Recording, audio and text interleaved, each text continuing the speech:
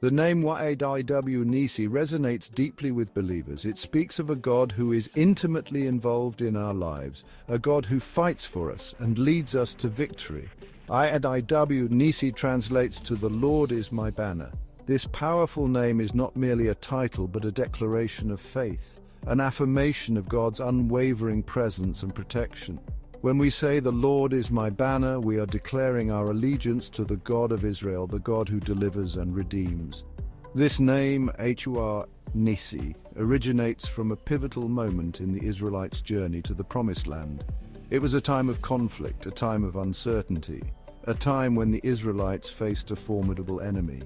Yet it was in this very moment of despair that God revealed himself as YHWH Nissi, a banner of hope and a promise of victory. The story of YHWH Nissi is not confined to the pages of the Old Testament. It is a living narrative relevant to our lives today. Just as God was with the Israelites in their battles, so too does he promise to be with us in our own personal struggles.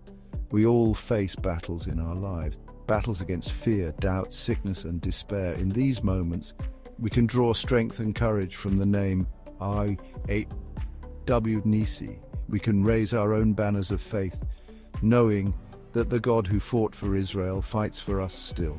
The story of YHWH Nissi is a testament to the enduring power of faith. It is a reminder that even in the darkest of times, we are not alone. God is with us, fighting for us, guiding us towards victory.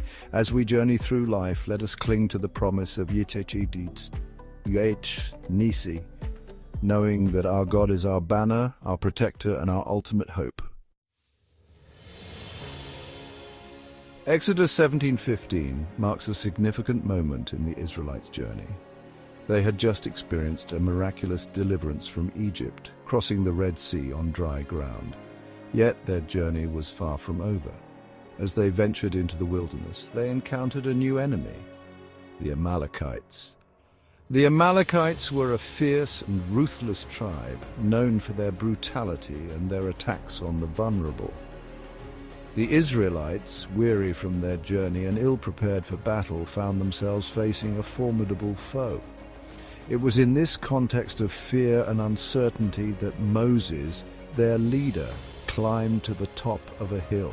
He raised his hands in prayer, interceding on behalf of his people. As long as Moses' hands were raised, the Israelites prevailed in battle. But when his hands grew weary and fell, the Amalekites began to gain the upper hand.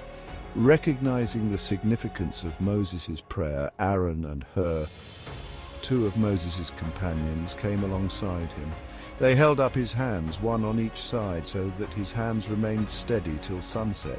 The Israelites, empowered by Moses' unwavering intercession, fought with renewed strength and courage. The battle raged on, but the tide had turned.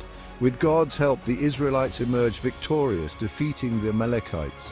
After the battle, filled with gratitude and awe, Moses built an altar to the Lord. He called it YHWH Nissi, "The Lord is my banner." This act of worship was a powerful declaration of faith. It was an acknowledgement that the victory belonged not to Moses nor to the Israelites, but to God alone. The altar stood as a testament to God's faithfulness, a visible reminder of his presence and protection. In ancient times, banners served a multitude of purposes. They were not merely decorative pieces of cloth, but powerful symbols with deep cultural and military significance. Banners were used to identify armies, distinguish tribes, and rally troops in battle. A raised banner signified the presence of a leader, a rallying point for soldiers to gather around. To fight under a particular banner was to pledge allegiance to the leader it represented. The significance of banners extended beyond the battlefield. They were also used in religious ceremonies and processions. Banners adorned with images of gods or goddesses were carried during festivals and celebrations. These banners served as visible representations of the deity being honored, a way for people to show their devotion and seek their favor. In the Bible, banners often represent God's presence and protection. In Exodus 17, when Moses declared, "The Lord is my banner," he was making a profound statement of faith. He was declaring that the God of Israel was their protector, their leader, and the source of their strength. This banner of YHWH was not a physical object, but a spiritual reality, a symbol of God's unwavering faithfulness and power. Today, the concept of a banner continues to hold symbolic power.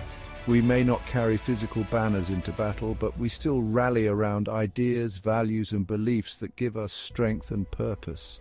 The banner of YHWH Nissi reminds us that we are not alone in our struggles. We have a God who fights for us, who goes before us, and who leads us to victory.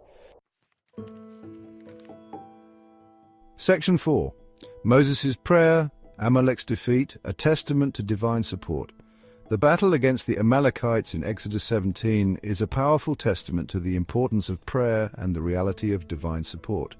When the Israelites faced a formidable enemy, their victory depended not on their own strength but on God's power. Moses, recognizing this, climbed the hilltop and raised his hands in prayer. His posture was a physical manifestation of his dependence on God, a visible plea for divine intervention. The outcome of the battle was directly linked to Moses' prayer. As long as his hands were raised, the Israelites prevailed, but when his hands grew weary and fell, the Amalekites gained the upper hand.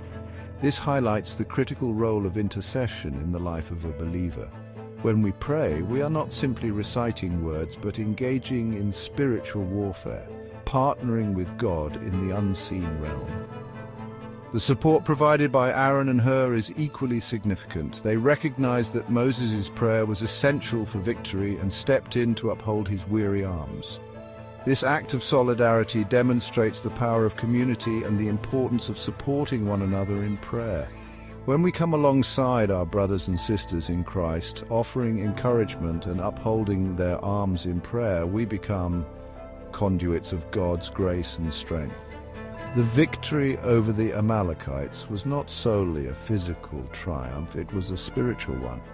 It served as a powerful reminder to the Israelites that God was with them, fighting for them and empowering them to overcome their enemies. This victory stands as an enduring testament to the truth that with God all things are possible. Section 5. YHWH Nissi today, a banner over our lives. The message of YHWH Nissi transcends time and culture.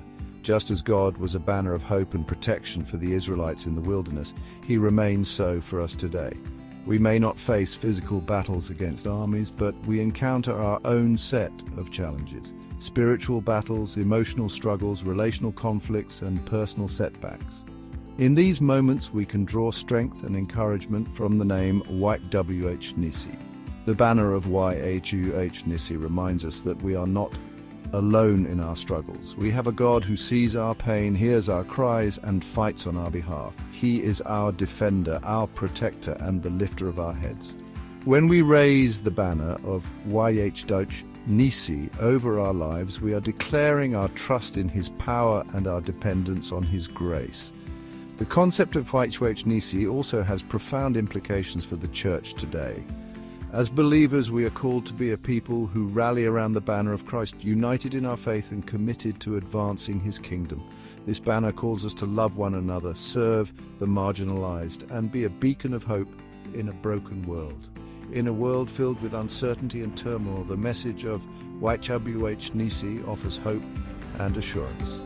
It reminds us that we serve a God who is bigger than our circumstances, stronger than our enemies, and more faithful than we can ever imagine. Let us therefore raise the banner of YHWH Nissi over our lives, our families, our communities, and our world, declaring with confidence, "The Lord is my banner."